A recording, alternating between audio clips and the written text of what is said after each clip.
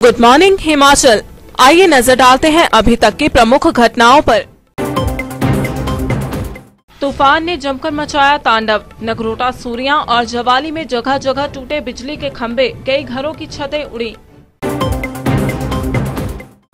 पालमपुर में हर मोड़ पर गिरे पेड़, बिजली की तारें टूटने से अंधेरे में भटकते रहे लोग। पतलीकूहल में 4 किलो चरस संग एक धरा, पुलिस को गश्त के दौरान मिली बड़ी कामयाबी। नीरज भारती के पक्ष में आए पूर्व सांसद राजन सुशांत, भाजपा पर खूब छोड़े सियासी तीर।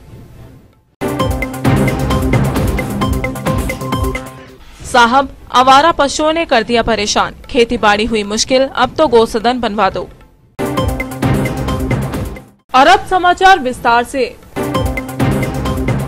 नगरोटा, सूरियां, ज्वाली तथा आसपास के क्षेत्रों में शनिवार रात को आए तूफान तथा बारिश से भारी नुकसान हुआ है तथा कई स्थानों पर बिजली के खंभे तथा तारें टूट गई हैं। जगह जगह पेड़ उखड़ गए हैं तथा कई घरों की छतें उड़ गई हैं। इसी बीच जरोट गांव में एक निर्धन परिवार का कच्चा घर गिर गया है। वहीं क्षेत्र में बिजली की तारें टूटने से बिजली तथा पानी की सप्लाई पूरी तरह से ठप हो गई है।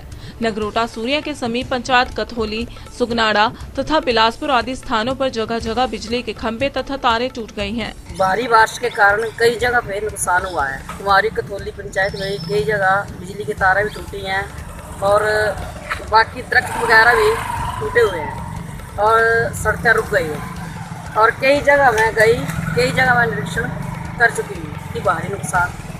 वहीं जवाली के सिद्धार्था क्षेत्र में तो सड़कों पर पेड़ गिरने से मार्ग अवरुद्ध हो गए, तो वहीं बिजली की तारों पर पेड़ गिरने से तारें टूट गईं व कई जगहों से बिजली के खंभे ही उखड़ गए। इससे लोगों को दिक्कतों का सामना करना पड़ा। शनिवार रात हुई मूसलाधार बारिश व तूफान के कारण उपमंडल में अनेक स्थानों पर पेड़ गिरे हैं। इस दौरान पालमपुर और कालूदीहट्टी के बीच मुख्य मार्ग पर पेड़ गिरने से यातायात प्रभावित हुआ। गनीमत ये रही कि कोई वाहन पेड़ की चपेट में नहीं आया। वहीं पंचरुखी क्षेत्र में शनिवार रात लगभग 10 बजे बिजली गुल हो गई। वहीं नदी नालों के जलस्तर में भी बढ़ोतरी हुई है। कई जगह बारिश का पानी लोगों के घरों व दुकानों में घुस गया। उपमंडल पंचरुखी के तहत बिजली बोर्ड को तूफान से लगभग 5 लाख रुपए का नुकसान हुआ है। इस दौरान गांव टटहल के पास 2 जगह भारी भरकम पेड़ गिरने से पोल व तारें टूट गई हैं। दिलीप नगर, नडली, बगेहड़, गोवर्धन नाला, पट्टी, बंडू, भरवाना, सलियाना, मौली चक व बनूरी एरिया में भी पेड़ गिरने से तारें टूट गई हैं। पुलिस थाना पतलीकूहल की टीम ने गश्त के दौरान डोभी में एक व्यक्ति से 4 किलोग्राम चरस बरामद की है। व्यक्ति को गिरफ्तार कर लिया गया है। जानकारी के अनुसार पतलीकूहल पुलिस रोजाना की तरह फोजल सड़क पर गश्त पर थी। इसी दौरान फोजल की ओर से डोभी के लिए एक व्यक्ति पैदल आ रहा था। व्यक्ति ने एक बैग उठा रखा था। पुलिस को आता देखा तो उसने बैग को पहाड़ी से फेंक दिया। इस पर पुलिस को शक हुआ और व्यक्ति को पकड़ा और उससे पूछताछ की तो उसने अपना नाम विनय कुमार निवासी नाही गुशैनी रोपा बंजार बताया। बाद में पुलिस ने बैग को ढूंढा और चेक करने पर बैग से 4 किलो 100 ग्राम चरस बरामद की गई। भाजपा से बागी रहे पूर्व सांसद डॉक्टर राजन सुशांत ने एक बार फिर कड़े तेवर अख्तियार किए हैं तथा प्रदेश भाजपा सरकार सहित फतेहपुर से भाजपा नेता के खिलाफ मोर्चा खोल दिया है।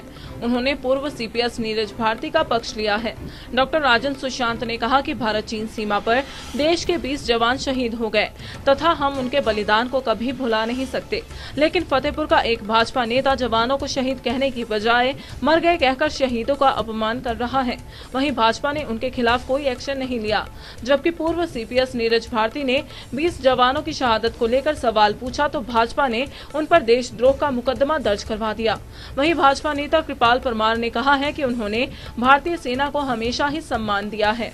उन्होंने कहा कि कुछ लोग शहीद सैनिकों के नाम पर भी राजनीति चमका रहे हैं। मिला था अरुणाचल की सीमा पर जाने का, जहाँ चीन की सीमा लगती है। मैंने देखा वहाँ के क्या हालात है, मैं बखूबी समझता हूँ। आज चीन हिंदुस्तान की सीमा में आने का प्रयास कर रहा था। हमारे हिंदुस्तान की फौज के वीर सैनिकों ने उसको आने नहीं दिया। जिस तरह से चीनों पर हमला किया, मैं उसकी निंदा करता हूं।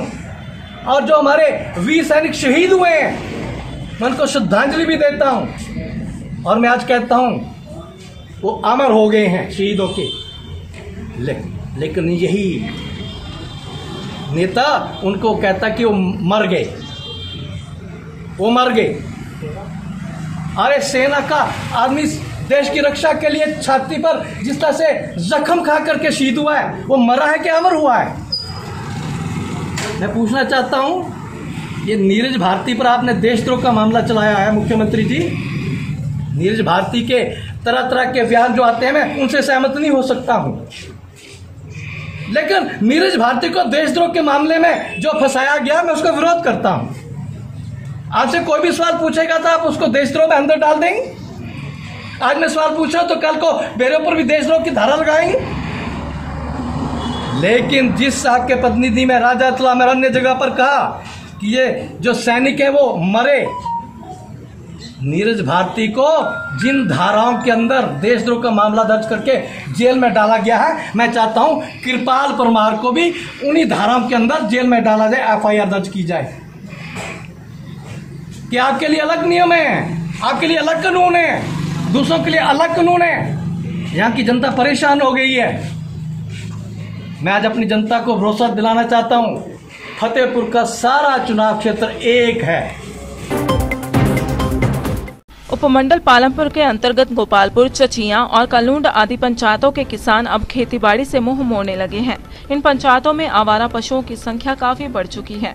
दिन में ये मवेशी सड़कों पर वाहन चालकों को परेशान करते हैं, रात को किसानों के लिए मुसीबत बन जाते हैं। उधर परेशान किसानों ने प्रशासन से मांग की है कि विकास खंड भवाना की पंचायत बड़सर में प्रस्तावित गौसदन जल्द बनाया जाए। इसके बनने के बाद ही उनकी फसलें बच सकेंगी।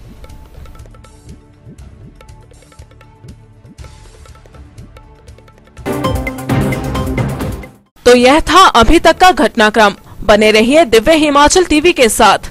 शीघ्र मिलते हैं अगले कार्यक्रम आज दोपहर हिमाचल में।